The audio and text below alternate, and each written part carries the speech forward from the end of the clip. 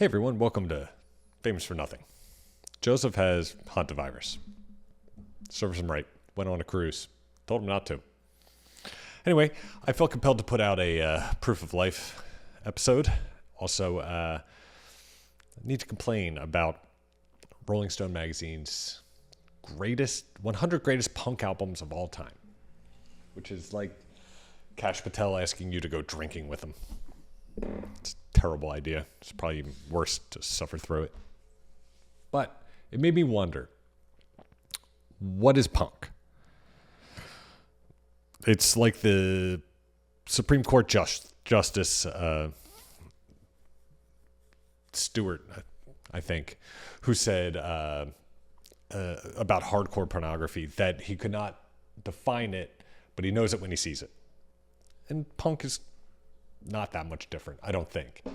I'm glad that Rolling Stone put out the 100 greatest punk albums and not the 100 greatest punk bands, because that would be, I think, immensely more difficult to quantify. Like Nine Inch Nails is punk as fuck, but they've never made a punk record. They've always made like electronic records. And conversely, Nirvana's not a punk band, but Bleach, which somehow isn't on this list, Nevermind is. Bleach is a really punk record. So it kind of, it's easier, I think, to say punk record. The list was compiled by 15 or more Rolling Stone staff writers, none of which, as far as I could tell in my research, are or ever were musicians, former musicians, punks, goths, disaffected youth. I don't know. Maybe they were. Their bios don't say such. But next time you do a list like this, just, I don't know, ask Ian MacKaye to do it. Don't ask Henry Rollins. We've had enough of him. Just have Ian MacKaye make a list of the 100 best punk anything, because he knows a lot better than any of the people who write about pop culture, TikTok trends, and studio movies for Rolling Stone magazine. Just saying.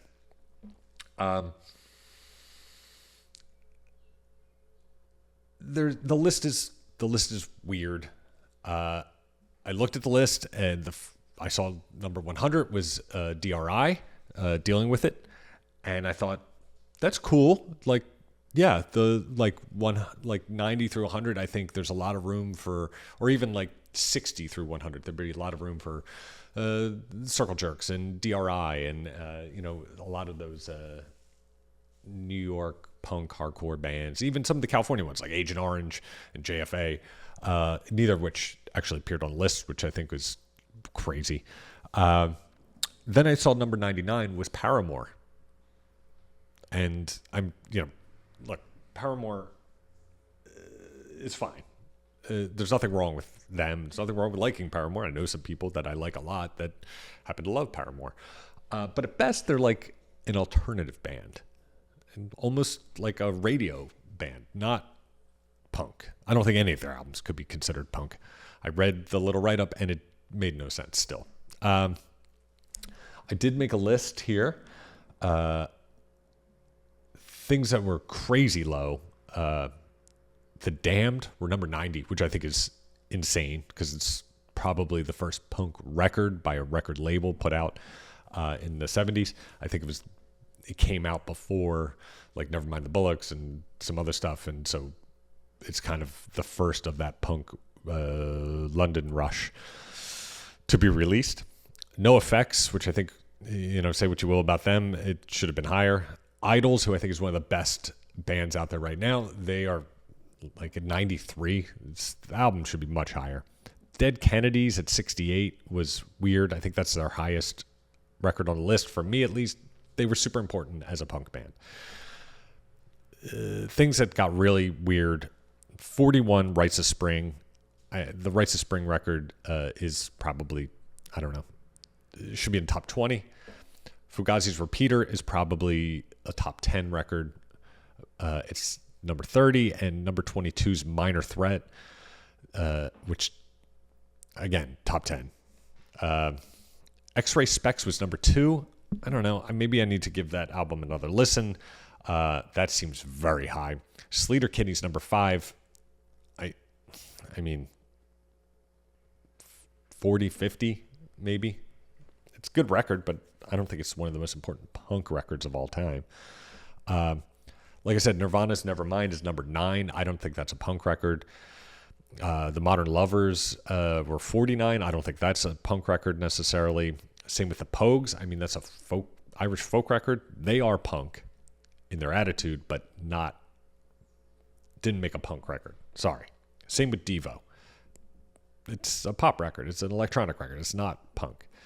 Like I said, Bleach was not on the list. Agent Orange isn't on the list. The Melvins, Tad, Undertones, Jesus Lizard, Susie and the Banshees, the first Cure record, Ministry, Bauhaus, the Dead Milkmen, they're all missing.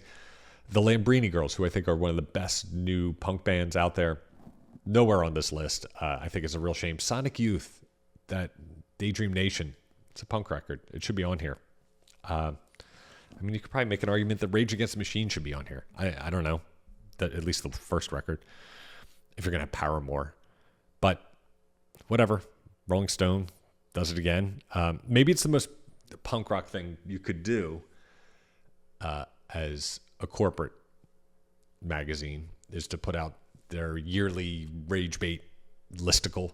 I mean, Rolling Stone may not be relevant anymore. They certainly don't do much in the way of journalism, but we're talking about them because of this stupid list, just like their other dumb lists, which I've complained about before.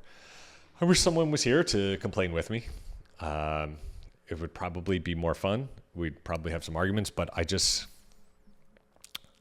couldn't. I couldn't let this go any longer. This list has been out for 2 weeks probably, and it's been bothering me. Just been digging at my head nonstop, and I think it's again one of the dumber things that Rolling Stone magazine has done. They're just not qualified to do it, and I don't think they should be doing things like this. But whatever. Gave me a 5-minute episode. So there's that.